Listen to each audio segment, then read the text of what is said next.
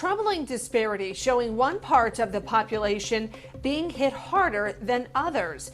Based on the data we have, it's clear African Americans are being impacted by coronavirus disproportionately. And the numbers fluctuate depending on the county. Right now, North Carolina is reporting 5,859 cases. Officials don't have the racial data for about 1,300 of those, but based on the data they do have, they can tell 55% of cases are white and 39% are black. Yet African Americans make up just 22% of the state population, and whites make up 62%. Now, we're going to focus in on Gaston County. Gaston County has had a total of 104 cases. African Americans have made up 29% of those, yet they only make up 18% of the county population. Channel 9's Ken Lemon has been looking into these numbers all day.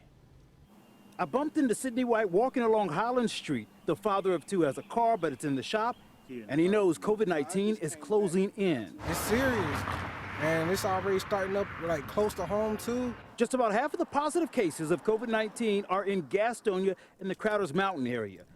And the majority of those cases are in Sidney White's community. That puts him at the center of the eye of a pandemic in Gaston County. Ain't nobody else gonna do much for us. Protect their families. I spoke with Danielle Barber, a city councilwoman and the community center health coordinator for Kintegra, the healthcare system providing public assistance in Gaston County. She was struck by the fact that black people make up less than a fifth of the county's population, but a third of the positive cases. Absolutely, Starlin. She believes the numbers may be worse for black residents. They didn't track race in the first few cases during the crisis. Going back and doing some research to look deeply into those numbers. She said Kintegra is in the early stages of acquiring more COVID-19 tests, and they are now working to turn these mobile dental centers into mobile COVID-19 testing centers. They're working with churches to keep members informed and direct people to the Highland Health Center. May not understand how real, how dangerous, and how critical it is that we get a handle on this. The pastor of Friendship Christian Church said he will help, but he also wants to lobby for more healthcare resources in black communities. But what happens the next time if we don't really do something to change the dynamics right now?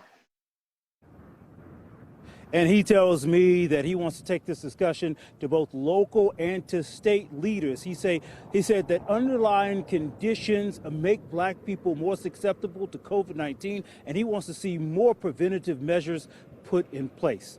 Back to you. Such an important issue. Thanks, Ken.